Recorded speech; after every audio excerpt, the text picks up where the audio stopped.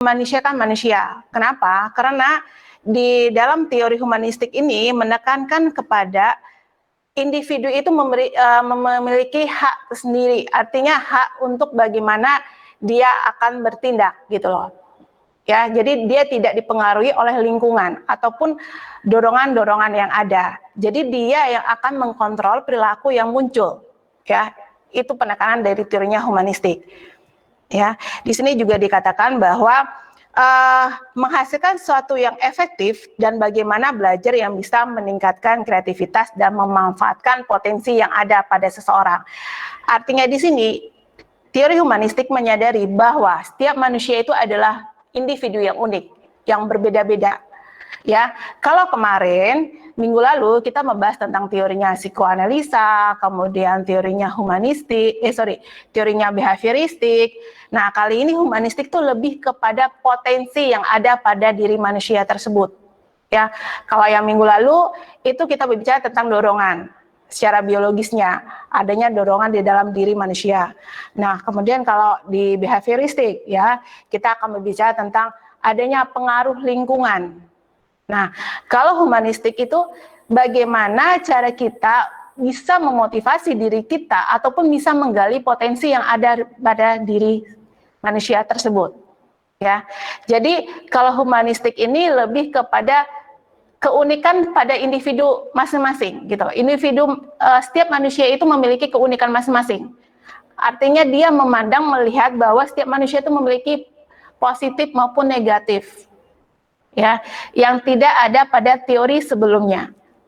Nah, kalau kita lihat ya tokohnya di sini ada namanya Carl Roger, Maslow ya dan lain sebagainya. Jadi saya ambil kali ini siang kita akan membahas kepada dua tokoh teori tersebut, baik itu Maslow maupun Roger. Ini adalah dua tokoh yang paling dominan ataupun terkenal di dalam aliran humanistik ini. Oke, kalau kita berbicara lagi mengenai dalil ataupun yang menjadi konsep dasar dalam teori humanistik ini, ya seperti tadi sudah saya sampaikan di awal bahwa di dalam teori ini dia tidak memprediksikan bahwa manusia itu terbagi dari beberapa komponen, ya. Kita kilas balik lagi. Di dalam psikoanalisa dia membagi adanya dorongan id, ego, dan superego. Nah, kalau di humanistik dia tidak. Dia lebih ke arah teorinya Gestalt atau secara keseluruhan. Ya, itu yang dikatakan tidak ada ataupun tidak dapat direduksi ke dalam satu bentuk komponen-komponen. Berarti dia melihat secara keseluruhannya. Kemudian di sini juga dikatakan bahwa ya, manusia itu memiliki keunikan tersendiri dalam berhubungan dengan manusia lainnya, gitu loh. Jadi dia melihat bahwa setiap manusia ini berbeda, tidak bisa disamaratakan, gitu. Berbeda halnya ketika kita membahas dua teori yang minggu lalu, ya. Jadi di sini dia memandang bahwa manusia itu memiliki ciri khas masing-masing. Nah, kemudian di sini juga dikatakan manusia itu memiliki kesadaran dalam dirinya.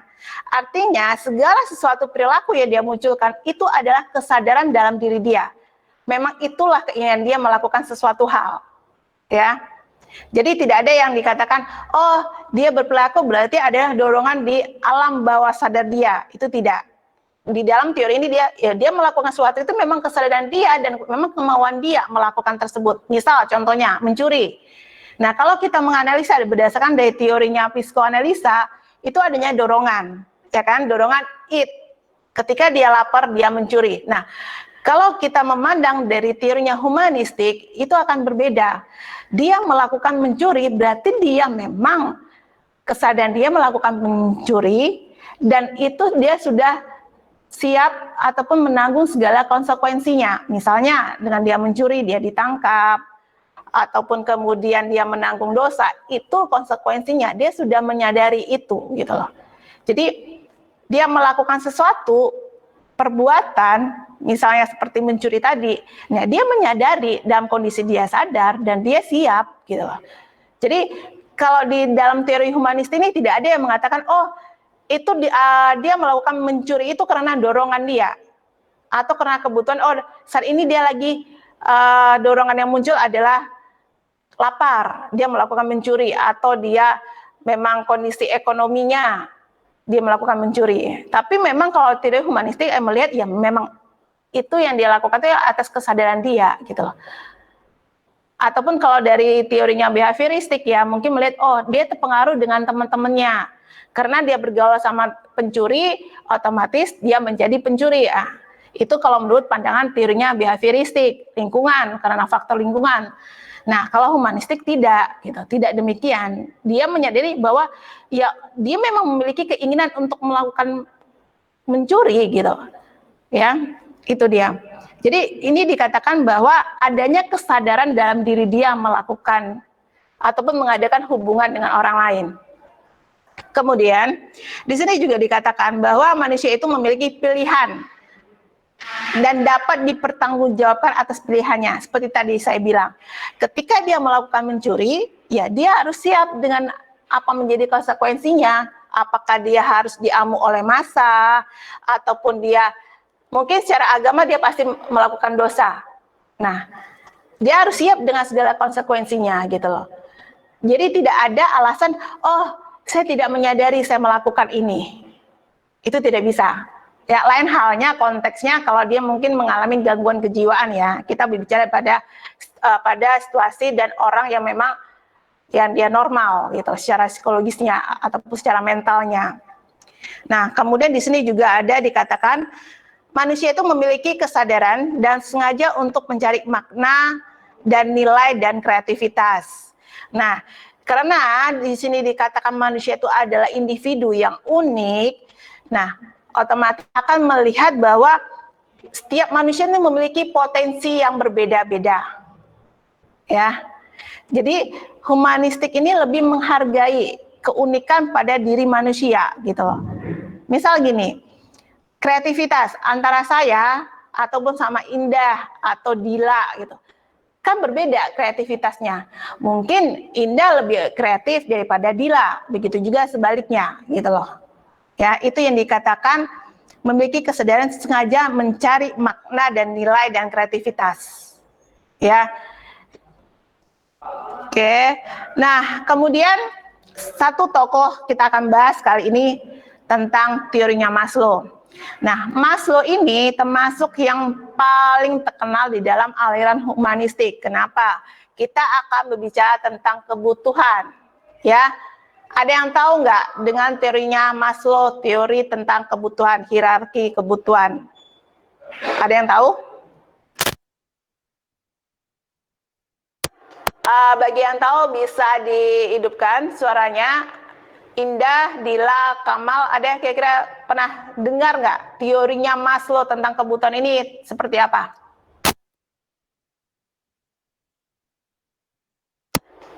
Pernah dengar nggak?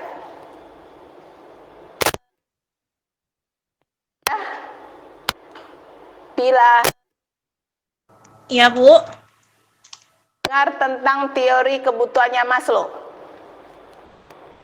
Iya, Maslow menjelaskan bahwa kebutuhan manusia bertingkat pada kebutuhan fisiologis. Kemudian ada kepercayaan diri juga. Kemudian kebutuhan seksual juga, Bu, gitu.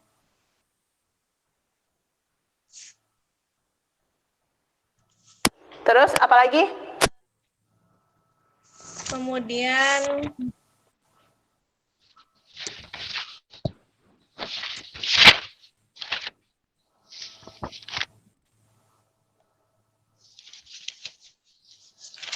Atau Indah bisa membantu untuk melengkapi?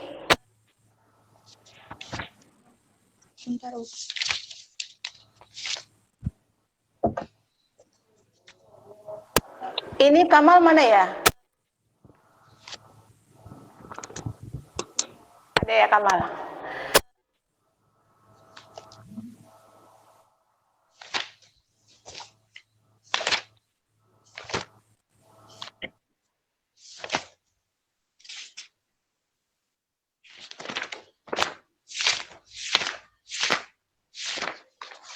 Bisa menambahkan? Dila?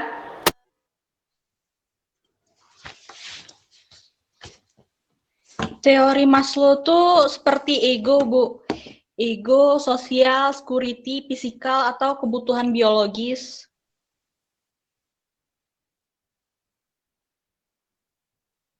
Dijelaskan kira-kira apa saja menjadi poin dari teorinya kebutuhannya Maslow. Kalau ego tuh seperti aktualisasi diri, Bu.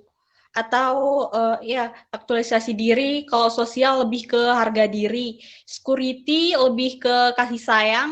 Fisikal lebih aman, Bu. Aman seperti kebutuhan gitu.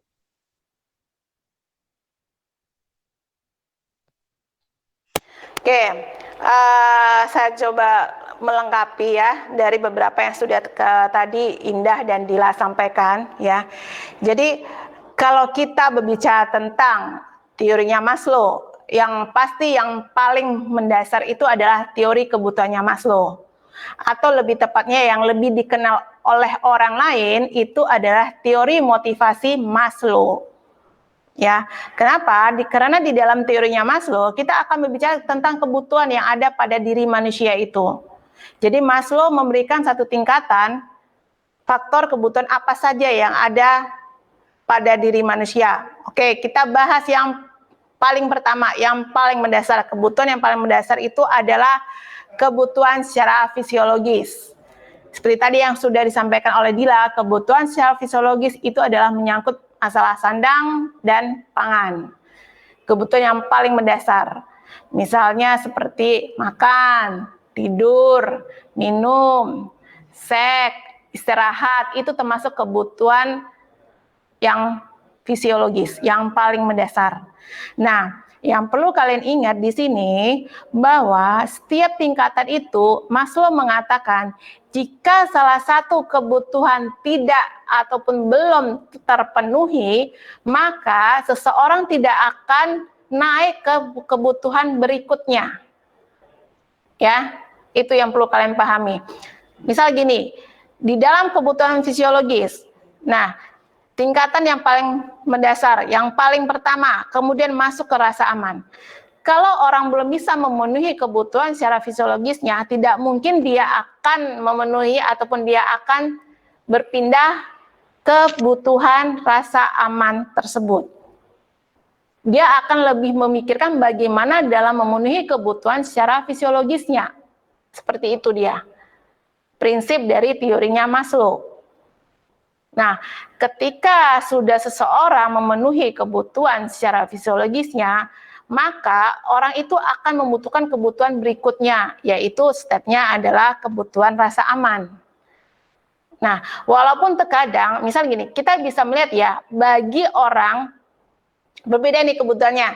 Bagi orang yang memang, maaf ya, dari ekonomi lemah, ya itu kan paling mendasar ya kebutuhan untuk dia makan. Jadi dia akan, yang penting dia bisa makan.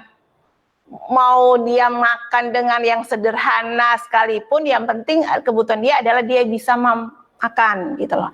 Beda halnya kalau dengan orang yang sudah memiliki ekonomi yang katakan orang kaya. Nah, kebutuhan akan makan ini itu sudah berbeda gitu loh. Dia tidak hanya kebutuhan dia makan untuk mengenyangkan perutnya, tapi dia bagaimana caranya kebutuhan akan dia makan, yaitu tadi dia akan mencari mana ya makanan yang enak.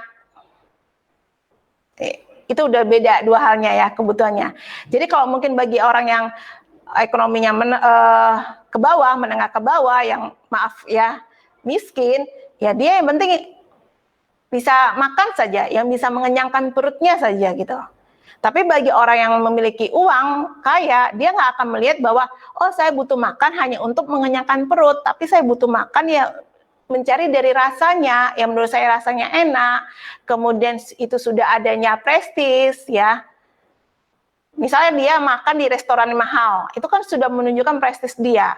Ya ujung-ujungnya itu tadi, dia akan menunjukkan aktualisasi diri. Oh, saya bisa kok makan di tempat yang mahal, saya lebih dihargai. Itu jadi berbeda ya, kebutuhan akan fisiologis itu bisa berbeda dilihat dari secara status sosial seseorang. Ya. Nah, kemudian yang kedua itu ada namanya kebutuhan akan rasa aman. Nah, kebutuhan akan rasa aman ini seperti yang kita ketahui ya, saat seperti ini masa COVID ya, itu termasuk dalam kebutuhan rasa aman. Kenapa? Itu karena ini rasa aman itu contohnya misal terbebas dari bencana ya. Nah, itu juga rasa aman. Kemudian ya artinya gini, kalau untuk yang masalah kasus COVID ini kan manusia ini kan masih belum merasa aman gitu loh kan dengan kondisinya yang sekarang ini gitu loh. Ya, jadi belum merasa aman dengan kondisinya saat ini. Kenapa? Ya, orang masih khawatir akan misalnya gini, orang akan khawatir dengan kondisi yang aduh, saya takutnya nanti terkena virus COVID gitu misalnya. Berarti kan belum ada rasa aman untuk saat ini gitu loh. Ya, itu yang dikatakan kebutuhan akan rasa aman. Nah, kemudian kita akan berbicara lagi naik ke kebutuhan yang selanjutnya, yaitu kebutuhan akan rasa sosial. Nah, rasa sosial ini tepatnya ini akan kebutuhan akan cinta, kasih ya. Kemudian secara sosial itu adalah bagaimana dia diterima, dicintai dan mencintai. Ini sebenarnya kebutuhan akan sosial. Ya. Jadi di dalam Maslow sendiri ada yang namanya di love dan beloved. Ya. Di love itu adalah lebih sifatnya kalau sebenarnya sih tidak begitu negatif ya. Cuma di love ini adanya keinginan untuk memiliki, cinta akan keinginan untuk memiliki. Misal contohnya ketika kita memiliki pasangan, entahlah itu berumah tangga ataupun hubungan dengan pacar, pasti kan ada unsur kita ingin memiliki kan, kita menuntut gitu loh. Untuk dia menjadi milik saya gitu loh. Itu yang dikatakan beloved gitu loh. Tetapi memang kebutuhan itu ya kenapa ketika kita ingin memiliki kan pasti ada rasa kita nyaman dengan orang tersebut gitu. Ya. Jadi itu yang dikatakan beloved. Beloved itu dia lebih menuntut orang artinya gini, dia menuntut untuk memiliki seseorang itu gitu loh. Tapi dia tidak ingin memberi cinta kepada orang itu. Itu beloved. Ya, berbeda dengan beloved. Kalau beloved, dia tidak menuntut bahwa dia harus memiliki orang tersebut. Dia nggak masalah buat dia memberikan cinta kepada orang tersebut tanpa dia harus memiliki orang tersebut. Itu perbedaan antara beloved dan beloved. Jadi memang lebih kalau beloved itu lebih ke arah positifnya gitu loh, daripada negatifnya. Kenapa? Karena ada tuntutan untuk memiliki gitu. Tapi biasanya setiap manusia ketika dia ingin menuntut memiliki yaitu tadi karena sudah adanya rasa kenyamanan gitu loh. Rasa dia merasa tentram dan nyaman dengan seseorang itu. Ya, itu bedanya beloved dan beloved. Jadi kalau beloved ini kalau saya bilang itu lebih sifatnya universal ya gitu loh. Dia tidak akan menuntut gitu loh. Dia lebih senang memberi daripada meminta. Beda kalau di love ini lebih menyukai untuk menuntut tanpa dia enggan untuk memberi cintanya gitu. Jadi memang kalau di love itu lebih diarahkannya oh ini kesannya lebih negatif gitu daripada beloved gitu. Ya. Oke.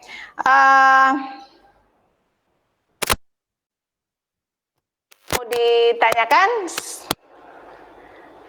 Ya. Karena ini kita sampai ke kebutuhan sosial. Jadi pada dasarnya itu tadi ya, masalah cinta kasih, kemudian masalah bagaimana orang itu berinteraksi, seperti itu. Sebenarnya kebutuhan sosial.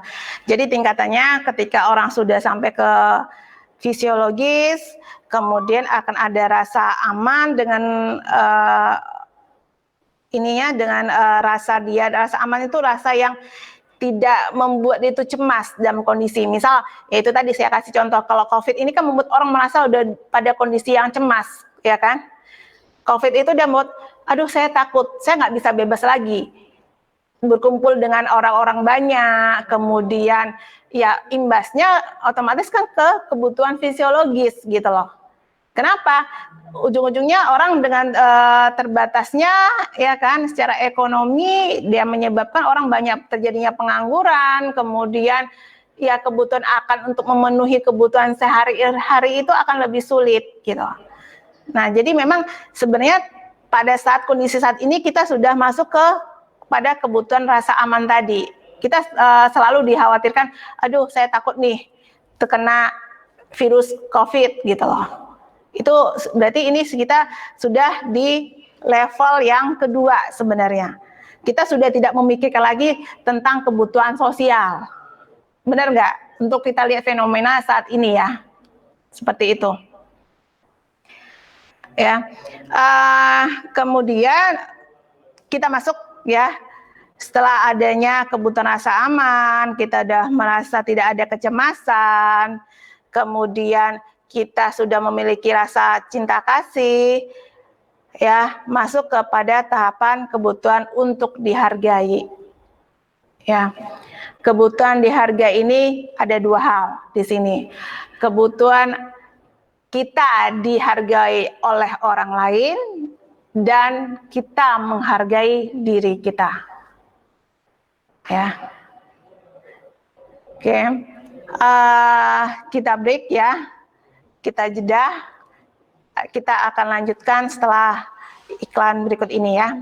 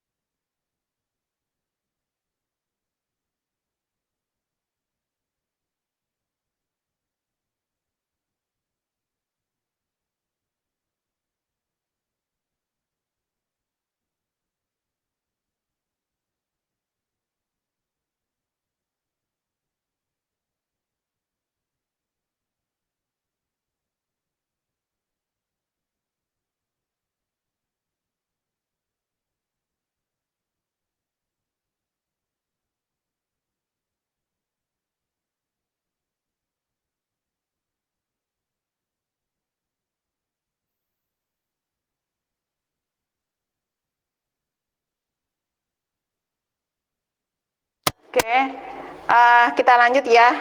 Kembali ke topik yang kebutuhan yang keempat ya. Kemudian yaitu adalah kebutuhan untuk dihargai. Seperti tadi saya sampaikan ya, bahwa kebutuhan untuk dihargai itu ada namanya kebutuhan bahwa kita itu diberikan apresiasi oleh orang lain, dan yang kedua itu adalah kita yakin dengan kemampuan yang kita miliki. Itu dimasuk dalam kategori kebutuhan untuk dihargai. Ya. Jadi kalau yang kita bahas satu dulu ya. Yang pertama adalah kebutuhan untuk kita itu dihargai oleh orang lain. Berarti kita memiliki keinginan bahwa segala sesuatu apa yang kita lakukan itu kita diberi penghargaan, baik itu bisa berupa pujian ataupun lebih sifatnya itu benda ataupun hadiah. Ya, itu kalau itu yang kita butuh, itu tadi butuh pengakuan dari orang lain. Itu yang dikatakan bahwa butuh akan dihargai, gitu. Minimal orang itu memberikan pujian atas apa yang kita lakukan, ya. Nah, kalau yang itu kan berarti lebih sifatnya reaksi ya, artinya itu lebih ke eksternalnya. Kalau secara internalnya berarti kita yakin kita memiliki satu kemampuan gitu, dan kita memang pantas untuk kita dihargai. Ya, itu dia. Misal gini, saya memiliki kelebihan. Misal saya tuh suara saya bagus. Nah, saya yakin gitu loh. Dan dengan saya memiliki kelebihan saya yaitu suara saya bagus, dan orang layak untuk mengekspresikan saya, istilahnya gini, orang layak memberikan pujian kepada saya, oh suara saya itu bagus, gitu. Itu yang dikatakan kebutuhan untuk dihargai. Jadi ketika seseorang sudah mengetahui, oh saya ini memiliki loh kelebihan pada diri saya, potensi yang ada dalam diri saya, gitu. Dan memang saya merasa bahwa orang pantas untuk memberi penghargaan kepada saya, minimal pujian lah gitu. Tidak hanya memberikan dalam bentuk hadiah, barang ataupun uang gitu. Hanya memberikan pujian itu satu bentuk ya, satu bentuk kita mengapresiasikan gitu. Nah, kemudian setelah kita merasa kita dihargai, kita mendapat pengakuan dari orang lain, kita direspek sama orang lain, lanjutlah kebutuhan selanjutnya, yaitu sebenarnya di sini hanya ada 5 yang pokok ya dalam kebutuhan Maslow. Ya, itu ada 5 yang pokok. Yang terakhir adalah aktualisasi diri. Ketika kita sudah merasa kita memiliki potensi dan kita dihargai oleh orang lain, nah keinginan kita untuk bisa menonjolkan diri, menunjukkan bahwa inilah saya, gitu loh. Orang bisa mengakui, oh dia adalah seorang penyanyi yang terkenal. Itu dari mana? Yaitu tadi, ketika sudah ada kebutuhan dia dihargai, dia misalnya memenangkan perlombaan, dan orang sudah mengetahui, oh dia itu adalah seorang penyanyi terkenal loh, dia seorang artis loh, atau diva loh. Itu yang dikatakan pada tahap aktualisasi diri. Jadi kenapa aktualisasi diri ini adalah tahap yang paling terakhir gitu loh, tingkatan yang paling akhir gitu loh. Ya, jadi ketika orang sudah dapatnya pengakuan dari orang lain, dia akan menunjukkan bahwa diri dia itu siapa. Itu dia. Jadi aktualisasi ini adalah tingkatan yang paling terakhir ketika orang sudah bisa mendapatkan mendapatkan penghargaan dari orang lain, dan orang ini ingin menunjukkan bahwa diri dia itu adalah siapa. Aku ini siapa gitu. Nah, jadi sebenarnya dalam teorinya Maslow, motivasi Maslow itu hanya 5 yang paling mendasar ya. Fisiologis, kemudian rasa aman, rasa kebutuhan akan sosial, ya, berinteraksi dengan orang lain, kemudian kebutuhan akan dihargai, setelah itu adanya aktualisasi diri. Itu ada 5 dasar. Nah, kenapa di slide ini saya berikan ada 3 sebenarnya kebutuhan tambahan dari Maslow. Tapi yang 3 ini jarang orang membahasnya. Jadi orang itu lebih sering mengkaitkan apapun, kalau sudah berbicara tentang motivasi, orang akan lebih sering mengkaitkan dari ke-5 kebutuhan yang paling mendasar ini dari Maslow. seperti tadi saya sampaikan, 3 ini jarang dibahas. Ya, kenapa jarang dibahas? Yaitu tadi, kita akan melihatnya tergantung dari beberapa kasus gitu. Ya kalau secara umum kita hanya membahas berdasarkan dari 5 kebutuhan ini. Tapi kalau kita misal ada kasus-kasus tertentu, kita bisa mengkaitkan dari tambahan ketiga kebutuhan yang diutarakan oleh Maslow. Salah satunya itu tadi yang saya cantumkan di slide, yaitu adanya kebutuhan secara intelektual. Seperti apa kebutuhan secara intelektual? Kebutuhan kita untuk berpikir, memecahkan suatu masalah. Itu termasuk kebutuhan secara intelektual kita. Bagaimana kita berpikir, memecahkan satu masalah, kita menganalisa, itu dikatakan kebutuhan secara intelektual. Ya, jadi kalau orang yang malas mikir berarti dia tidak butuh akan kebutuhan secara intelektual. Jadi kalau orang yang suka mikir berarti memang dia akan kebutuhan untuk berpikir ataupun kebutuhan untuk secara intelektual dia. Ya, itu dikatakan kebutuhan secara intelektual. Nah, kemudian adanya kebutuhan secara estetis. Estetis ini seperti apa? Contohnya kan ada orang yang suka rapi gitu loh. Benar nggak? Ada kan orang sukanya tuh dia itu menata sesuatu tuh dengan keindahan, kerapian. Nah, ini berarti dia tuh membutuhkan kebutuhan estetis gitu loh. Kan ada mungkin cara dia menyusun baju ataupun cara dia berpenampilan, dia rapi, pakaiannya dimasukin ke bajunya dimasukin ke dalam gitu. Nah, itu berarti dia kebutuhan akan estetisnya itu tinggi gitu. Beda halnya orang yang dia pakainya tuh ya sudahlah sekedarnya aja lah, saya nggak butuh rapi kok, yang penting saya merasa nyaman dengan pakaian yang saya kenakan gitu. Berarti orang tersebut tidak memiliki kebutuhan akan estetis. Ya, jadi kalian lihat kalau orang penampilannya rapi, oh berarti dia ini orangnya kebutuhan akan estetisnya tinggi nih. Dia suka yang indah-indah. Kan nggak semua orang seperti itu. Makanya ini adalah tambahan dari 5 kebutuhan dari Maslow. Jadi ini termasuk tambahan. Nah, yang terakhir itu adalah kebutuhan secara neurotis. Kenapa itu neurotis termasuk kebutuhan? Contohnya gini. Nah, ketika seseorang belum mencapai level ataupun tahapan mengaktualisasi diri, artinya gini, aktualisasi diri itu kita menonjolkan diri kita, ini loh saya, gitu loh. Biar orang lain tuh tidak menganggap sepele, saya itu siapa, gitu loh. Itu yang dikatakan aktualisasi diri, dia ingin menonjolkan diri dia. Nah, ketika orang yang akan berada atau ingin mencapai tahap aktualisasi diri, itu ada kecemasannya. Itu yang dikatakan kebutuhan akan neurotik. Kenapa cemas? Dia khawatir orang itu tidak akan memandang dia. Kekhawatiran itulah yang pada saat dia akan mencapai ke aktualisasi diri. Itu kebutuhan akan neurotik. Ya, itu yang dikatakan kebutuhan neurotik. Yaitu, jadi ketika kita ingin mencapai pada tahap aktualisasi sendiri, kita tuh akan butuh yaitu tadi kecemasan. Kira-kira bisa nggak ya gitu? Kira-kira orang bisa nggak mengakui bahwa ini loh saya ini. Jadi itu yang dikatakan kebutuhan akan neurotik gitu.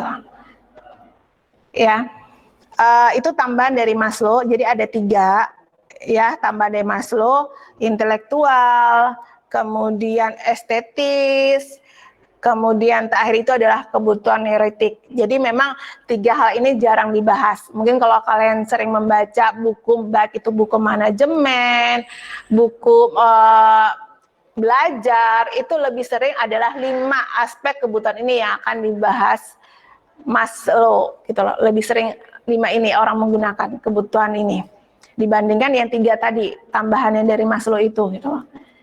Ya. Jadi ini secara umumnya, tapi kalau kita berbicara lain konteksnya misal gini, ini kan kita berbicara dari konteks secara umum dan dari psikologi perkembangan. Tapi kalau kalian berbicara nanti misalnya dalam psikologi industri dan organisasi dari sisi manajemen, ini bahasanya ada sedikit redaksi yang agak berbeda. Ya, jadi tapi tetap pada dasarnya 5 kebutuhan teorinya Maslow itu tetap ada. Tetap pasti ada. Cuma mungkin versi bahasanya itu agak sedikit berbeda kalau kita dikaitkan dengan kita berbicara dalam konteks yang manajemennya gitu. Ya. Sebelum kita lanjutkan ke teori selanjutnya, sampai di sini ada yang ditanyakan berkaitan dengan teorinya Maslow? Ada, Bu.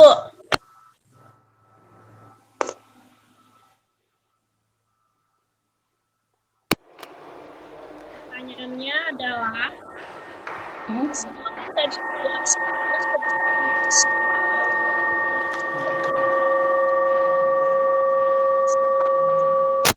fisiologis seseorang tidak terpenuhi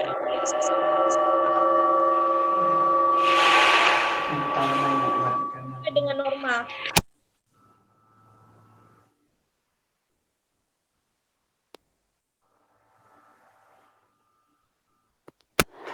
Coba diulangi lagi, saya kurang begitu bisa mendengar pertanyaan dari Dila. Mas, tadi kan teori Maslow menjelaskan bahwa kebutuhan manusia bertingkat terdapat kebutuhan fisiologis. Jika fisiologi seseorang tidak terpenuhi, apakah seseorang tersebut akan berdampak negatif atau berdampak tidak sesuai dengan norma? Oke, saya akan menjawab ya pertanyaan dari Dila. Apakah ketika seseorang tidak terpenuhi pada tahap fisiologis akan berdampak negatif? Kalau kita berbicara dalam konteksnya Maslow, itu tidak ada. Karena itu ada kebutuhan yang paling mendasar gitu. Kenapa? Kita kembali lagi, teorinya Maslow ini kan ada teorinya humanistik. Artinya setiap manusia itu dia melakukan sesuatu hal itu dia menyadari apa menjadi pertanggungjawabannya dia gitu loh. Dia sadari setiap dia lakukan itu apa akan dampaknya, apa akan akibat yang dia terima gitu. Jadi ini adalah ketika seseorang tidak terpenuhi secara fisiologis, ya orang itu nggak akan naik ke rasa aman gitu loh. Dia nggak akan butuh rasa aman. Ya dia pasti tetap akan berkutat di kebutuhan dia secara fisiologisnya gitu loh. Itu ya jawaban untuk Dila. Kira-kira bagaimana Dila, atau ada yang ingin ditanyakan? Tidak ada, Bu, udah paham. Sudah paham ya? Oke, kita masuk ke teori selanjutnya setelah kita berbicara Maslow ya. Saya ngambil poin-poin pentingnya saja dalam teori. Nah, kemudian ada namanya yang terkenal adalah Carl Roger. Nah, Carl Roger ini juga dia mengatakan bahwa manusia itu ada kecenderungan untuk mengaktualisasi diri, keinginan untuk memenuhi potensi yang ada dimilikinya gitu loh. Jadi dibilang berbeda sebenarnya sih agak sedikit mirip ya Roger sama si Maslow gitu loh. Nah, kemudian di sini hanya saja gini. Kalau Roger, dia itu mengatakan dia sebenarnya lebih menekankan kepada kepribadian. Dan Roger ini mengatakan bahwa kepribadian itu bisa berkembang. Ingat ya, dia tidak membahas tentang apa itu berkembang, apa itu namanya tumbuh di dalam Roger, dia nggak akan membahas itu. Tetapi dia mengatakan kepribadian itu bisa berkembang. Itu menurut Roger. Bedanya di situ. Nah, dari mana Roger mengatakan kepribadian itu bisa berkembang ya? Di dalam teorinya Roger itu ada dua. Real self dan ideal self. Ya. Jadi Roger ini membagi ada dua bagian, real sama ideal. Dia berbicara tentang aku. Ingat ya, I. Ya. Jadi kalau kita berbicara tentang real self atau aku, I, artinya apa yang saat sekarang ini. Orang melihat sekarang ini kita seperti apa gitu. Nah, sedangkan ideal self itu apa yang ingin kita capai. Itu dia. Karena setiap manusia kan pasti ada memiliki dua keinginan ini. Walaupun kita akan berbicara kepribadian itu realnya ya saat ini, sekarang ini seperti ini gitu. Nah, ketika kita sudah berbicara tentang ideal self, berarti ya itu tadi pasti otomatis kepribadian kita berkembang gitu. Artinya kita akan mencapai apa yang seperti yang kita inginkan. Kita mencapai diri kita tuh seperti apa. Itu teorinya si Roger. Contohnya seperti ini, dia tidak akan membahas apa itu pertumbuhan, apa itu perkembangan, tidak. Karena membuat dia kepribadian itu ya manusia itu akan berkembang, betul. Karena manusia itu tidak statis, kepribadiannya tidak seperti itu saja. Kenapa? Karena orang itu akan menganut kedua ini, real self sama ideal self gitu. Itu teorinya si Roger. Contohnya gini kasusnya. Ketika kita masih katakanlah usia masih remaja, misal usia remaja. Nah, orang tua kita memiliki konsep diri ya. Kita memandang diri kita tuh anak yang paling penurut, yang manis, ya, yang selalu apapun kata orang tua kita turuti. Ya. Itu real self. Ini contohnya ya. Nah, kemudian berjalannya waktu. Misalnya kita, saya tertarik ingin menjadi seorang seniman, misal. Orang tua kan belum tentu menyukai kan anaknya memiliki profesi seorang seniman. Ya kan? Nah, itu bisa jadi dia akan berubah. Berubah artinya gini, dia memandang, berarti saya itu tidak seperti saya yang menuruti kemauan orang tua saya gitu loh. Orang tua saya itu menganggap pekerjaan ataupun profesi sebagai seniman itu adalah bukan yang diinginkan oleh orang tua saya gitu loh. Padahal dulu tuh saya menganggap bahwa diri saya ini adalah anak yang paling penurut sama orang tua, yang anak yang manis gitu ya, yang apa kata orang tua mengikuti gitu. Tapi ketika berjalan waktu, ketika dia memiliki keinginan saya menjadi seorang seniman dan orang tuanya artinya tidak menyetujui ataupun menentang keinginan itu, sudah ada perubahan kan dalam diri dia gitu loh. Nah, itu yang dikatakan kepribadian itu berkembang gitu loh. Jadi Roger ini mengatakan bahwa yaitu tadi orang pada saat sekarang ini otomatis dia akan menjadi tipe idealnya, dia akan merubah kepribadian dia itu menjadi apa yang dia inginkan, bagaimana dia akan capai gitu. Seperti tadi saya bilang, mungkin awalnya dia menganggap diri dia itu adalah anak yang paling manis, anak penurut gitu. Tetapi begitu berjalannya waktu, ketika dia memiliki keinginan menjadi seorang seniman gitu loh, dan orang tuanya menentang, kan ada perubahan dalam penilaian diri dia gitu loh. Ternyata saya tidak menjadi anak yang penurut lagi bagi orang tua saya gitu loh. Saya sudah memiliki tipe ideal profesi yang saya inginkan seperti apa. Ternyata itu tidak sesuai dengan apa yang diinginkan oleh orang tua saya. Nah, itu kembali lagi, apakah dia akan tetap mencapai keinginan dia untuk menjadi seorang seniman, atau dia kembali lagi mengikuti keinginan orang tuanya. Ya, itu kembali berarti segala sesuatu keputusan yang dia lakukan pada diri dia, yaitu tadi gitu loh. Dia menyadari gitu. Dan dia mengetahui bahwa kenapa dia memilih menjadi seorang seniman, karena dia mengakui bahwa diri dia itu memiliki potensi sebagai seorang seniman gitu. Karena kenapa? Karena dia lebih tertarik menjadi seorang seniman gitu. Ya. Itu yang dikatakan oleh Roger bahwa kepribadian itu berkembang. Ya. Oke. Ya sama seperti tadi di sini juga disinggung di slide bahwa ada yang pengembangan konsep diri gitu loh. Apakah bisa menjadi konsep diri kita itu negatif atau positif? Ya.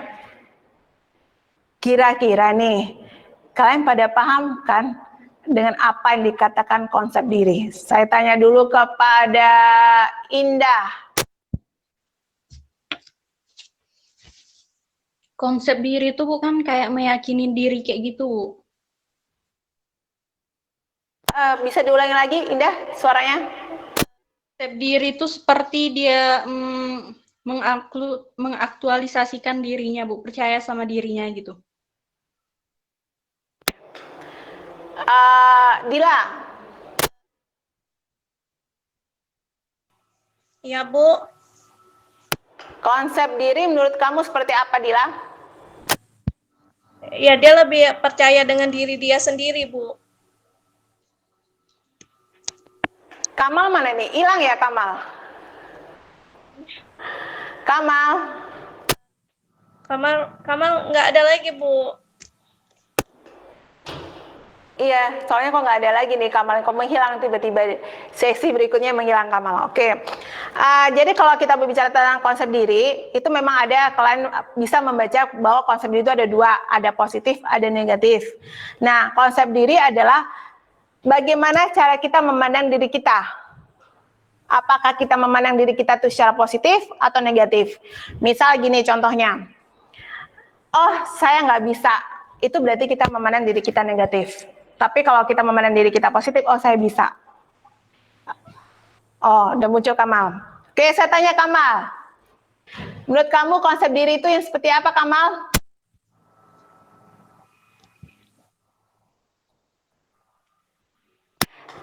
Kamal, suaranya tolong dihidupkan, Kamal. Percaya kepada diri sendiri. Nah, yang tadi kalian sebutkan itu lebih sifatnya positif ya. Jadi orang yang pede berarti dia menunjukkan bahwa dia memiliki konsep diri yang positif. Orang yang nggak pede berarti dia menunjukkan bahwa konsep diri dia adalah negatif. Ya, itu. Jadi itu tadi pengembangan dari konsep diri. Jadi bisa jadi berubah dari positif, bisa jadi berubah ke negatif ya. Atau bisa sebaliknya, ya dari awalnya negatif bisa berubah menjadi positif. Oke, kita break ya. Masuk kita akan lanjutkan setelah iklan berikut ini ya.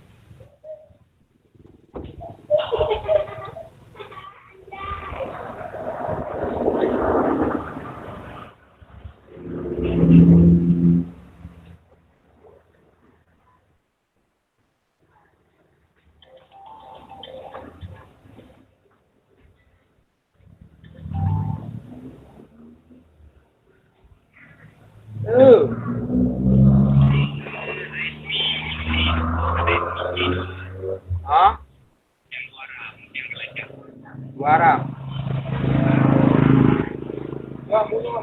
Bunuh naik badan. Lagi hidup nak betul lagi. Mah naik badan dua mau. Tapi ada ni pun ni pun dua orang ni. Nak betul lagi bunuh mah dia video mah buat naik badan tu. Orang. Aduh jauh. Oh, ni nak minta.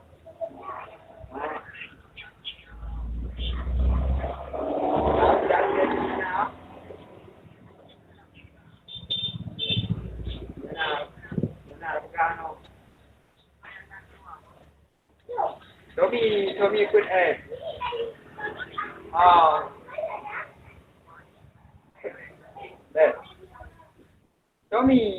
Tommy. Api lagak macam. Tukar dicor-cor monster bos. Lagi ada betul.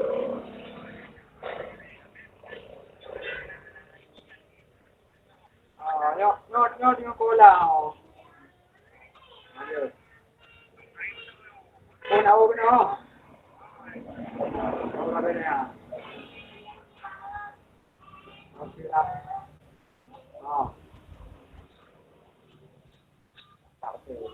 So. Hah?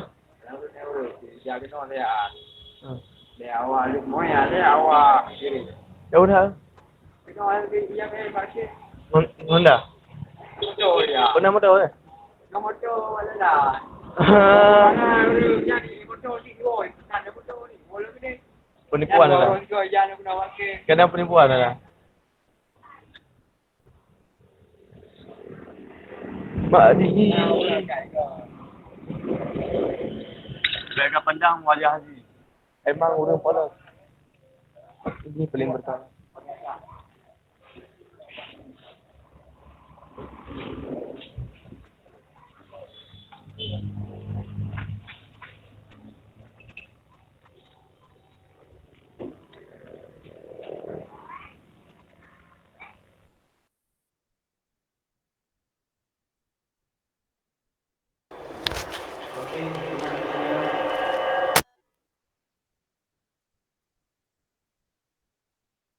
Oke, kita lanjutin ya. Kita masuk ke teori kognitif ya saat ini. Nah, kalau kita berbicara tentang teorinya kognitif, itu ada namanya, tokohnya adalah Piaget. Mungkin tulisannya Piaget, tapi bacanya Piaget. Kenapa? Dia ini adalah orang Prancis. Ya, jadi jangan kalian membacanya Piaget, tapi bacanya itu Piaget karena dia orang Prancis. Nah, saya langsung aja. Piaget mengatakan bahwa adanya tahapan perkembangan secara kognitif, ya. Jadi di sini pada usia 0 sampai dengan 2 tahun itu dikatakan pada tahap sensori motor. Kenapa? Pada tahapan ini kemampuan anak dari kegiatan motorik dan persepsi yang sederhana. Nah, kalau kita perhatikan anak bayi itu kan dia belajar dari mana nih sumber suaranya, seperti apa. Dia masih konsep itu yang masih sederhana. Dia masih mengenal diri dia, objek dia itu yang, oh saya itu seperti apa ya, gitu loh. Itu dikatakan pada tahap sensomotor. Ya. Kemudian lanjut itu dia akan pada tahap namanya praoperasional di usia 2 sampai dengan 7 tahun. Nah, perkembangannya pada tahap ini itu lebih ke simbol maupun bahasa. Jadi di sini tuh si anak sudah bisa tahu membedakan objek, bulat, segi 4, lingkaran, itu dia sudah tahu di usia ini. Ya. Kemudian makanya kenapa kalau mainan anak-anak bayi itu kan sifatnya tuh yang warnanya lebih cerah, yaitu tadi agar dia tahu gitu. Oh, ini objek ini adalah bentuknya segi 4 misalnya. Atau objek ini bentuknya segitiga. Nah, itu adalah pada tahap praoperasional, ya. Si anak memahami ataupun dia mengetahui objek-objek. Nah, kemudian masuk pada tahapnya operasional atau konkret. Itu berkisar di usia 7 atau 8 tahun sampai dengan 12 tahun. Tapi ada sebagian mungkin mengatakan ada di usia 11 tahun. Ya, sebenarnya itu di usia 12 tahun. Nah, tahapan ini dikatakan anak sudah mulai mengenal aturan-aturan yang jelas dan logis. Ya, dan sudah memahami apa itu kekekalan. Kekekalan itu adalah misal gini, dia sudah tahu ukuran, itu dikatakan kekekalan itu ukuran. Misal ini adalah 1 cm, ini adalah 2 meter, itu dikatakan kekekalan. Jadi pada saat usia 7 sampai dengan 12 tahun si anak itu sudah mengetahui gitu. Kemudian masuk lagi ke tahapan yang terakhir, itu tahapan operasional formal, itu di usia ada yang mengatakan 11 tahun, ada yang mengatakan juga 12 tahun ke atas. Nah, pada tahapan ini si anak sudah mampu berpikir baik secara abstrak maupun logis. Ya, jadi dia sudah mampu menganalisa gitu, sudah mampu dia bagaimana memecahkan permasalahan di usia seperti ini gitu. Jadi dia tidak harus diberikan contoh objeknya dulu gitu. Nah, kalau di usia pada tahap usia 11 sampai dengan 18 dia sudah bisa membayangkan oh yang dikatakan cantik itu seperti apa. Karena cantik itu kan kadang dia bisa membayangkan secara abstrak kan, belum tentu orang yang cantik itu harus muncul gitu, beda ya. Kalau ketika anak mengenal objek ya dia harus tahu yang dikatakan cantik objeknya seperti ini gitu.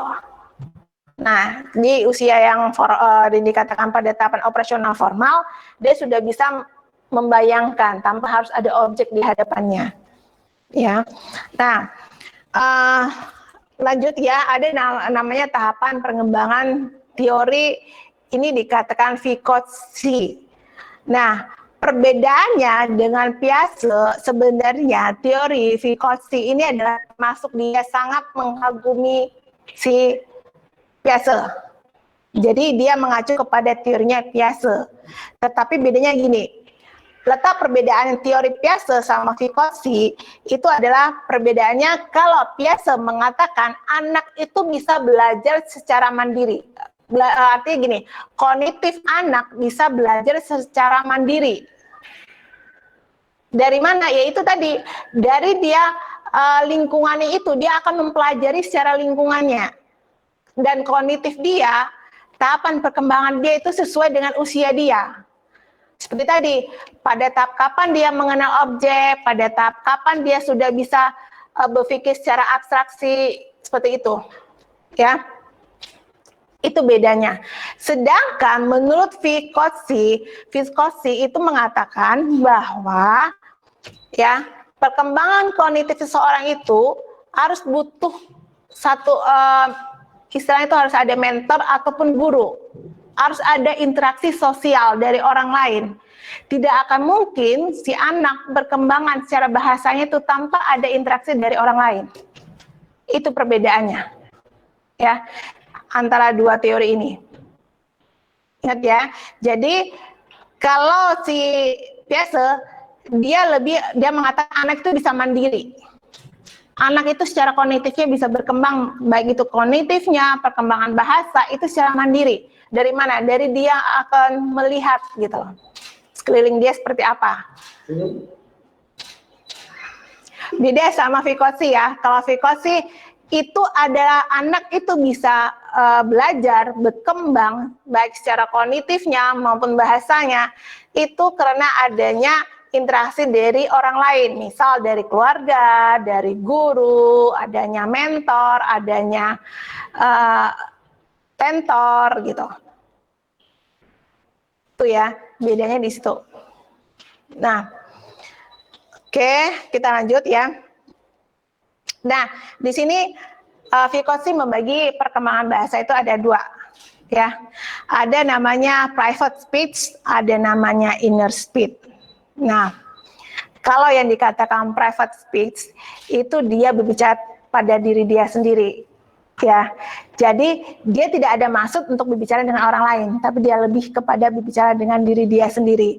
Nah, biasanya di usia 3 sampai dengan 5 tahun. Ya. Kemudian ada namanya inner speech. Inner speech ini adalah anak menggunakan kemampuan berbicara sendiri, tidak untuk berinteraksi dengan orang lain. Ya. Jadi melainkan lebih berbicara secara batin dia. Ya, antara private sama inner speech.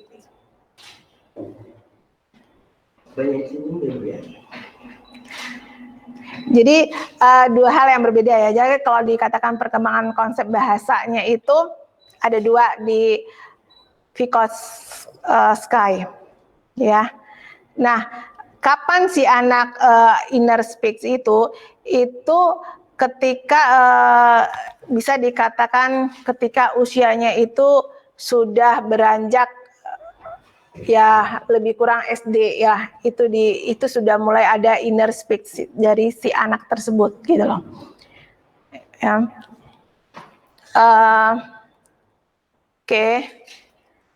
Jadi itu perkembangan bahasa. Kalau kita berbicara tentang tahapan cara kognitifnya ya, Vygotsky juga membagi ada yang namanya perkembangan bahasa dan pikiran ya.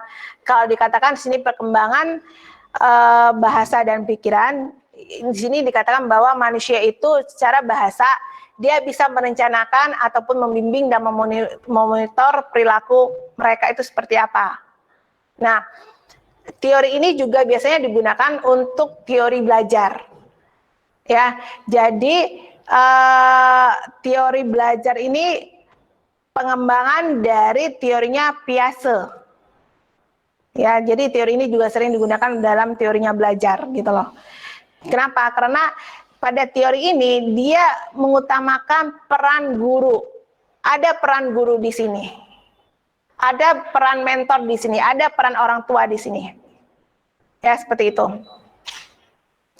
Jadi kalau kita lihat tahapan perkembangannya, ada yang dikatakan zone of proximal development, itu adalah serangkaian tugas yang terlalu sulit dikuasai oleh seseorang anak secara sendirian. Jadi anak membutuhkan orang dewasa untuk, ataupun orang teman sebaya ya, untuk mampu membantu dia dalam melakukan sesuatu hal. Misal gini, ketika anak belajar berjalan, dia butuhkan gitu loh. Dia butuh orang yang bisa mendampingi dia untuk belajar berjalan. Sama juga ketika anak belajar mengenal angka, berhitung.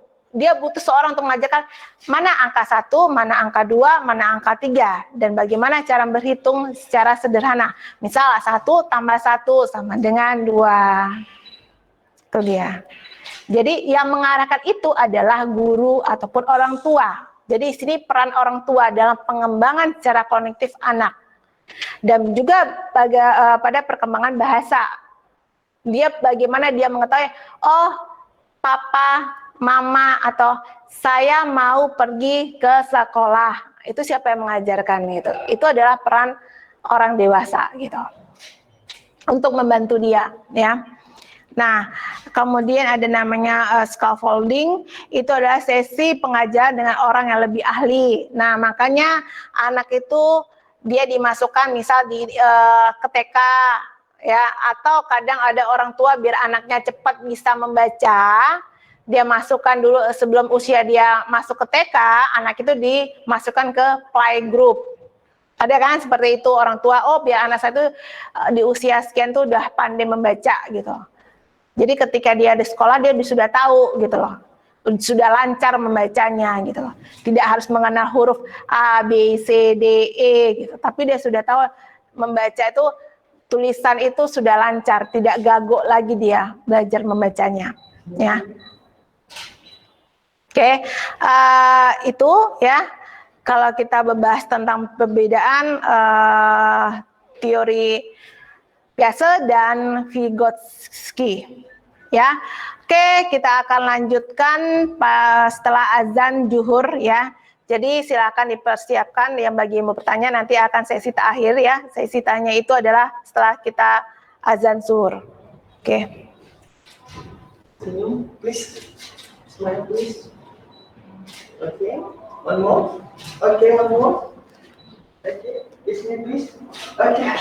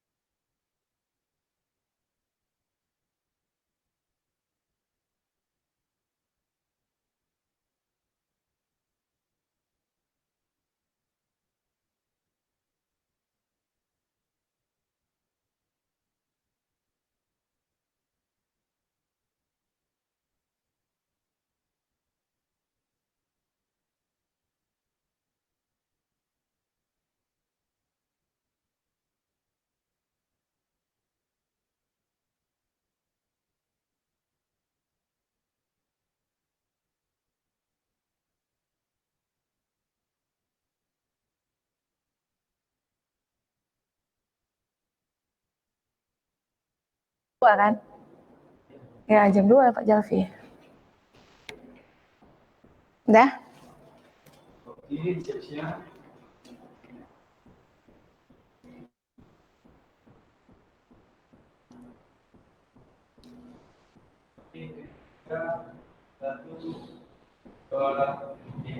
Oke, kita lanjutin ya. Kita masuk ke sesi tanya jawab. Oke, saya persilahkan bagi kalian yang ingin bertanya.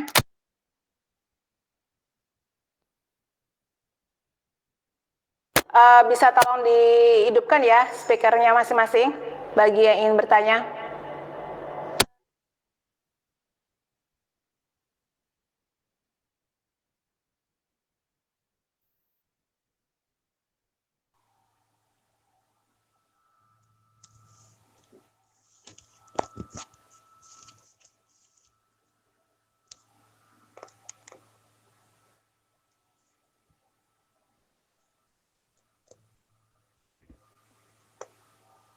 Ibu, saya mau bertanya.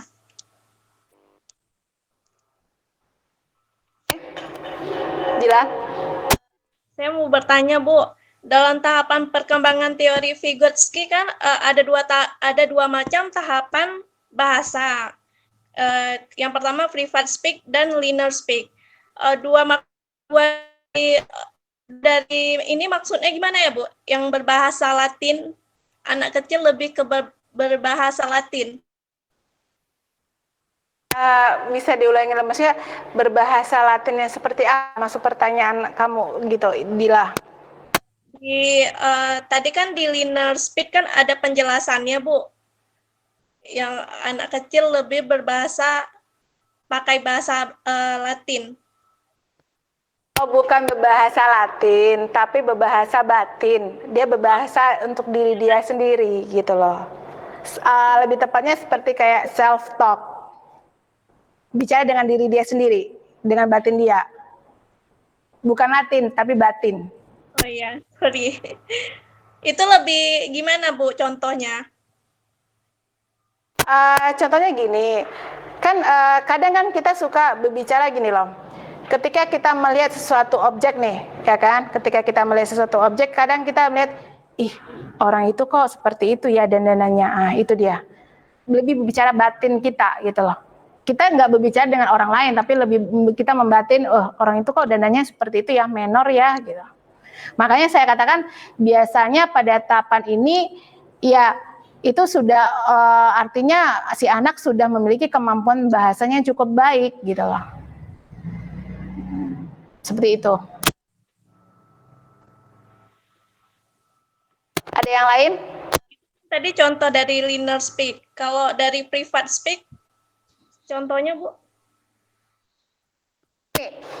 Sorry ya, yang tadi saya berikan contoh itu lebih ke private speak. Ya, lebih ke private-nya. Kalau inner itu, dia itu gini, anak itu terkadang kan dia memiliki, pada usia 3 sampai dengan 5 tahun, dia memiliki teman imajinasi kan? Pernah tahu nggak kalian?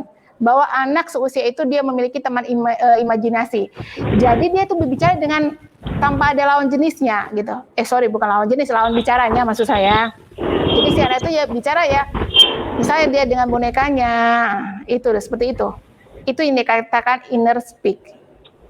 Dia berbicara, mengeluarkan suara, tetapi tidak ada maksud dia untuk berbicara dengan orang lain. Ya kenapa? Karena pada usia 3 sampai dengan 5 tahun, si anak itu memiliki teman imajinasi. Misal ketika dia bermain boneka, boneka, kenapa ya kamu nggak mau makan? Itu yang dikatakan contoh dari inner speak. Kalau private itu tadi, dia sudah hanya membatin dia gitu. Dalam batin dia, orangnya kok seperti ini ya. Itu dia contohnya. Oke, Bu. Oke, ada lagi?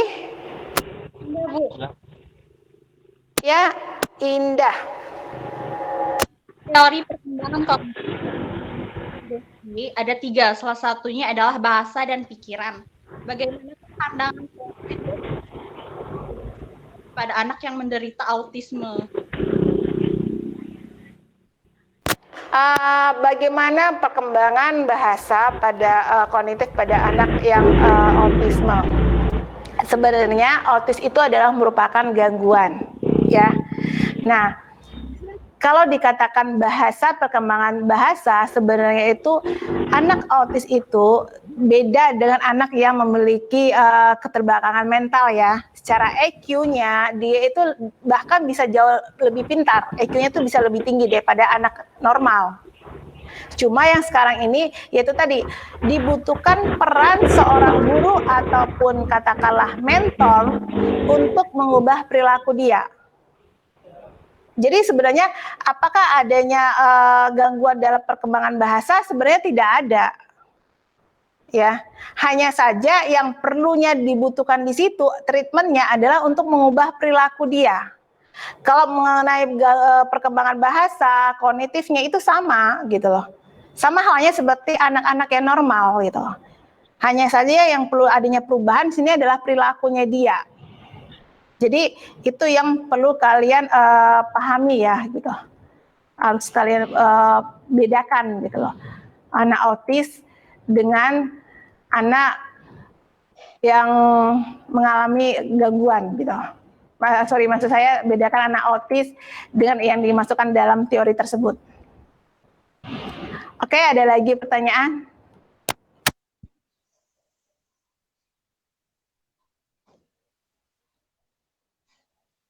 Dila?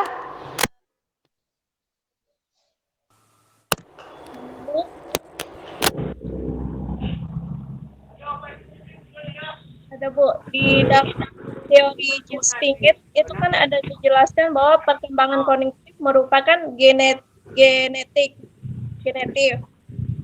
yang didasarkan psikologis. Nah, apakah ketika orang tua mempunyai sifat yang tidak baik atau misalnya keras kepala gitu kan, itu akan mewarisi sifatnya kepada anaknya, Bu? Apakah anak juga mewarisi sifat karakter si ibunya, misalnya keras kepala? Nah, kita lihat dulu, kita pakai menganalisa teorinya siapa dulu gitu kan. Nah, kalau secara genetiknya sifatnya genetik itu ya lebih ke misalnya secara intelijensinya itu memang sifatnya genetik. Nah, kalau secara humanistiknya itu tadi setiap manusia itu berkembang secara ininya gitu loh, secara kepribadiannya dia akan berkembang gitu loh. Dan apakah itu dia akan turun? Nah, biasanya ya kalau dia menyadari bahwa itu kekurangan dia yang harus dia agak kurangi ya, ataupun dia hilangkan lah misalnya gitu, seperti itu ya, dia akan melakukan itu gitu loh, tanpa kita lihat apakah itu faktor itu tetap akan ada secara genetiknya, akan terbawa gitu loh. Kenapa? Karena penekanannya di sini kan dia menyadari dulu gitu loh. Ya, jadi seperti itu. Jadi nggak selamanya dia menuruni sifat yang sama. Ya, ketika dia adanya, misal usia dia sudah dewasa gitu loh. Kalau dia rasa itu, oh ini kekurangan saya gitu. Jadi saya seharusnya tidak seperti itu. Ngapain saya harus memiliki sifat keras kepala saya gitu. Saya mengikuti seperti misal orang tua saya memiliki sifat keras kepala saya gitu. Jadi belum tentu gitu loh. Belum tentu sifat sifat keras kepala dia itu dia munculkan, bisa jadi dia begitu dia mengetahui bahwa itu kelemahannya dia akan perbaiki gitu. Ataupun bahkan kalau dihilangkan ya agak sulit juga menghilangkan sampai 100%. Paling tidak diperbaiki lah gitu lah. Ada lagi?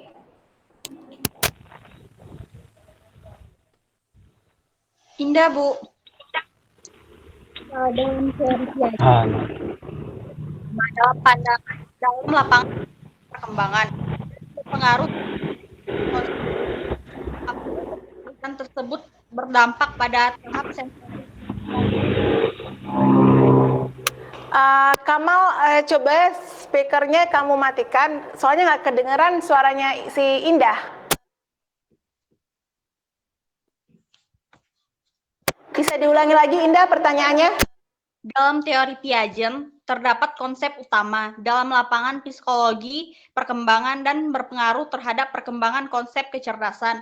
Apakah keterkaitan tersebut berdampak pada tahap sensori motor anak 0-2 tahun? Iya, ada kaitannya. Jadi intelijensi anak itu kan memang sifatnya genetik ya, gitu loh. Makanya orang kan kalau ibunya pintar, anaknya pasti pintar, kan gitu. Itu memang ada akan mempengaruhi. Artinya mempengaruhinya gini, semakin si anak memiliki intelijensinya tinggi, dia akan lebih gampang, lebih cepat dibandingkan anak yang memiliki intelijensinya yang katakan di rata-rata pada taraf rata-rata. Itu otomatis akan mempengaruhi, akan berbeda gitu loh. Misal gini, mungkin bagi yang biasa-biasa saja, dia dalam mengenal huruf ataupun bagi motorik itu masuk memegang ya, mengenal huruf ataupun mengenal bilangan lambang gitu, itu akan mempengaruhi gitu loh. Mungkin sebagian yang pada tahap, misal gini, Orang yang anak yang memiliki intelijensinya misal agak di bawah rata-rata, dia akan lama mengenalnya gitu lah. Butuh kesabaran, butuh dia benar-benar dia harus mengenal, oh ini yang huruf ini katakan A, ini angka 1, ini angka 2. Beda lain halnya kalau anak memiliki intelijensinya lebih tinggi, dia lebih gampang dan lebih cepat gitu loh. Itu jelas ada mempengaruhi Indah. Ada lagi?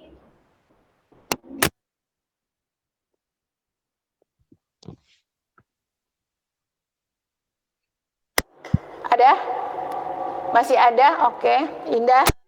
Kalau Charles merupakan salah satu tokoh dari bidang psikologi humanistik, di mana memiliki pandangan bahwa setiap orang bertanggung jawab atas kedewasaan dan hidupnya sendiri. Bagaimanakah pandangan teori menurut Charles terhadap orang yang telah berusia dewasa tetapi belum bisa menerima kedewasaan terhadap dirinya? Oke, kalau kita berbicara dalam konteksnya Roger, nah itu tadi, artinya dia menyadari dan dia tidak ada keinginan untuk pribadi dia itu berkembang.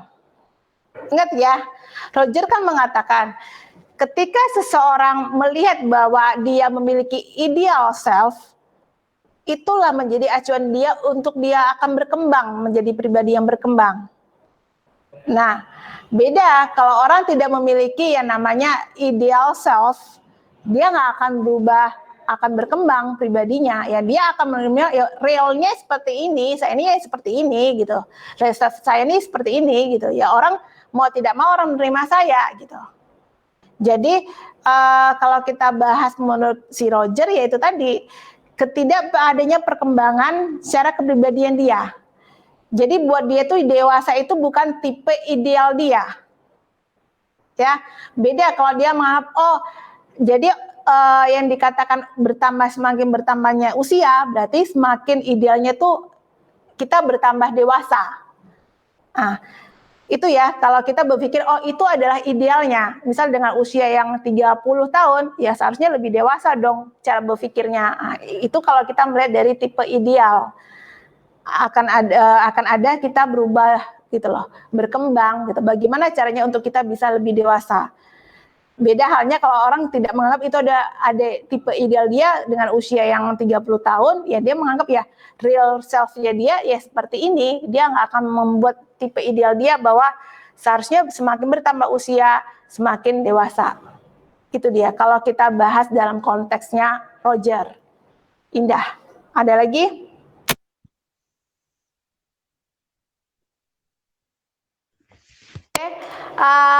Kalau tidak ada, ya saya tutup pertemuan kita di siang ini. Jadi kita akan bertemu lagi di minggu depan dengan topik yang berbeda, tapi tetap kita akan membahas tentang psikologi perkembangan 1. Oke, saya akhiri perkuliahan pada siang ini. Wassalamualaikum warahmatullahi wabarakatuh. Warahmatullahi wabarakatuh.